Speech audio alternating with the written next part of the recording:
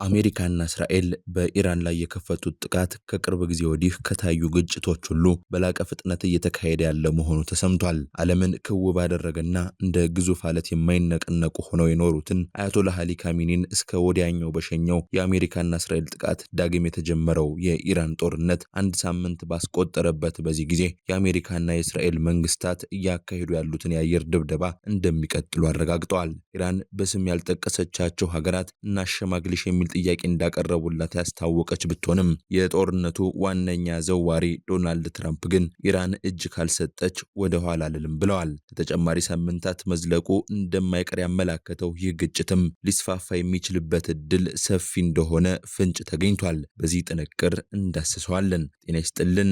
ይህ ጥቁር ሚዲያ ነው። ቻናላችንን ሰብስክራይብ፣ ጥንቅሩን ደግሞ ላይክና ሼር እያደረጋችሁ አብራችሁን ቆዩ።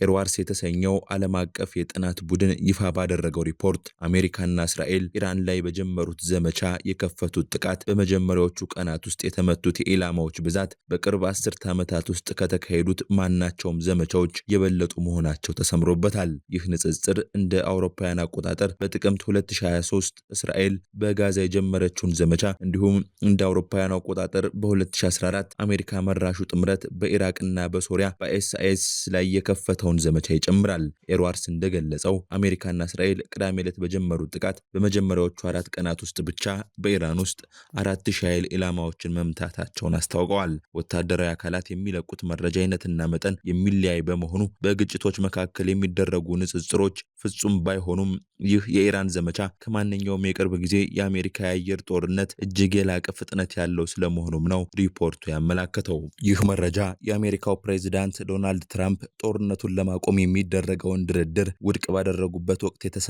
ሲሆን ከኢራን ጋር የሚደረግ ማንኛውም ስምምነት ያለምንም ቅድመ ሁኔታ እጅ መስጠትን ሊያካትት እንደሚገባ አጽንኦት ሰጥተዋል። ትራምፕ በትሩዝ ሶሻል ገጻቸው ላይ ከኢራን ጋር ያለምንም ቅድመ ሁኔታ እጅ ከመስጠት ውጭ ምንም አይነት ስምምነት አይኖርም ሲሉ ጽፈዋል። በኢራን ተቀባይነት ያለው መሪ ከተመረጠ በኋላ እኛና ብዙዎች ድንቅና ደፋር አጋሮቻችን ኢራንን ከጥፋት አፋፍ ለመመለስ በኢኮኖሚ ከምንጊዜውም በላይ ታላቅ የተሻለችና ጠንካራ ለማድረግ ደከመኝ ሰለቸኝ ሳንል እንሰራለን ሲሉም አሜሪካ ከዚህ ጦርነት በኋላ ዋነኛ የኢራን አጋር እንደምትሆን ተናግረዋል። ከባድ ድብደባ እየፈጸሙባት ያለችውን ሀገር ዋነኛ አጋሯ ሆናለሁ በሚል መግለጻቸው በበርካቶች ዘንድ የማይዋጥ መስሎ ቢታይም አሜሪካ የምትፈልገው አይነት አስተዳደር የኢራንን መንበር የሚቆናጠጥ ከሆነ ከጥቃቷ የምትመለስ ስለመሆኗ ጠቋሚ ተደርጓል። የእስራኤል ጦር ጠቅላይ ኤታማዦር ሹም ኤያል ዘሚር ደግሞ እስራኤል በኢራን ላይ የምታደርገውን ጥቃት እንደምታጠናክር አረጋግጠዋል። የጦርነቱ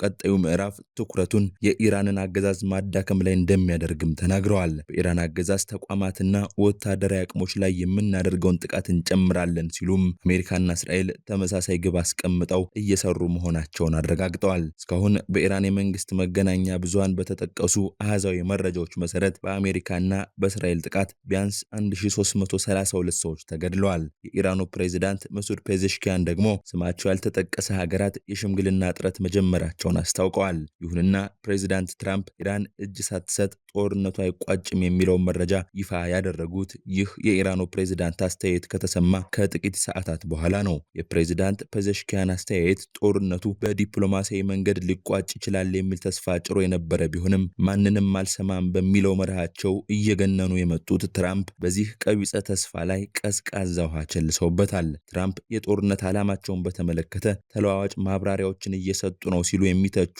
አስተያየት ሰጪዎች ደግሞ ይህ ቀድሞውኑ ከኢራን ድንበር አልፎ ቀጠናዊ ግጭት የመሆን ዕድል ያለው ጦርነትን አባብሶታል ባይ ናቸው። ጦርነቱ የቀጠናውን ሀገራት ተጠቂ ከማድረግ ባለፈም የዓለም የፋይናንስ ገበያን ያናጋ ሲሆን የነዳጅ ዋጋም በከፍተኛ ሁኔታ እንዲጨምር አድርጓል። ኢራን ለጥቃቱ ምላሽ ለመስጠት እስራኤልን እንዲሁም የአሜሪካ ወታደራዊ ሰፈሮችን የሚያስተናግዱ በርካታ የባህረ ሰላጤው ሀገራትን ኢላማ አድርጋለች። አርብ ዕለት በእስራኤል ውስጥ የኢራንን ጥቃቶች ለመመከት በሚሰሩ የመከላከያ ስርዓቶች ምክንያት ፍንዳታዎች ተሰምተዋል። የተባበሩት አረብ ኤሚሬትስ፣ ኩዌት፣ ኳታር፣ ባህሬንና ሳውዲ አረቢያም አዲስ የድሮንና የሚሳኤል ጥቃት እንደደረሱባቸው ሪፖርት አድርገዋል። ይህ በእንዲህ እንዳለ እስራኤል በሊባኖስ ያለውን ጦርነት በከፍተኛ ሁኔታ በማስፋፋት ነዋሪዎች የቤሩትን ደቡባዊ ዳርቻዎች በሙሉ ለቀው እንዲወጡ ካዘዘች በኋላ ዋና ከተማዋን ቤሩትን በከፍተኛ ሁኔታ ደብድባለች። አስታውቃለች። እስራኤል በኢራን ላይም አዲስ የጥቃት ማዕበል የሰነዘረች ሲሆን 50 የጦር አውሮፕላኖቿ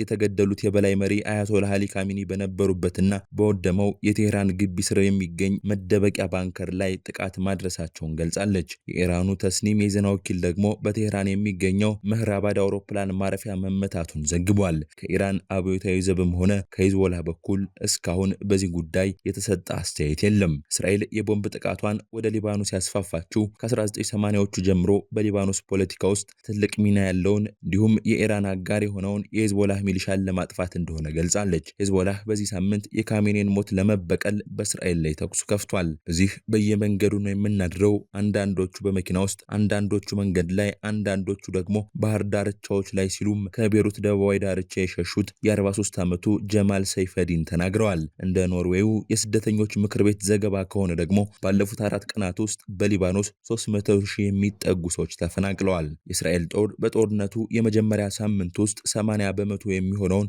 የኢራን የአየር መከላከያ ስርዓት ማውደሙንና ከ60 በመቶ በላይ የሚሳኤል ማስወንጨፊያዎችን ከጥቅም ውጭ ማድረጉን ገልጿል። ትራምፕ ኢራን ያለ ምንም ቅድመ ሁኔታ እጅ እንድትሰጥ ያቀረቡት ጥያቄና ግጭቱን በፍጥነት ለመፍታት ያለውን እድል ሊያወሳስበው እንደሚችል መታመኑ አርብ ዕለት የአውሮፓና የአሜሪካ አክሲዮን ገቢዎች እንዲወድቁ አድርጓል። ወሳኝ የሆነው የሆርሙዝ የባህር መተላለፊያዎች መስመር በመዘጋቱም የነዳጅ ዋጋ በዓመታት ውስጥ ከፍተኛው ደረጃ ላይ ደርሷል። ትራምፕ ከሮይተርስ ጋር ባደረጉት የስልክ ቃለ ምልልስ በጦርነቱ የመጀመሪያ ቀን የተገደሉት ካሜኒን የሚተካ አዲስ የኢራን የበላይ መሪ በመምረጥ ረገድ እሳቸውም ድምፅ ሊኖራቸው እንደሚገባ ተናግረዋል። የኢራን የተባበሩት መንግስታት አምባሳደር አሚር ሰኢድ አራቫኒ በበኩላቸው አዲሱ አመራር በህገ መንግስታዊ ስርዓት መሰረት እንዲሁም በኢራን ህዝብ ፍላጎት ብቻ ያለ ምንም የውጭ ጣልቃ ገብነት እንደሚመረጥ ለጋዜጠኞች ገልጸዋል። እስራኤል የኢራንን ገዢ ስርዓት ለመጣል ዓላማ እንዳላት በግልጽ ስትናገር መቆየቷም ሲታወስ ጦርነቱን ተጠቅመው በድንበር አቅራቢያ ያሉ ከተሞችን ለመያዝ ለሚፈልጉ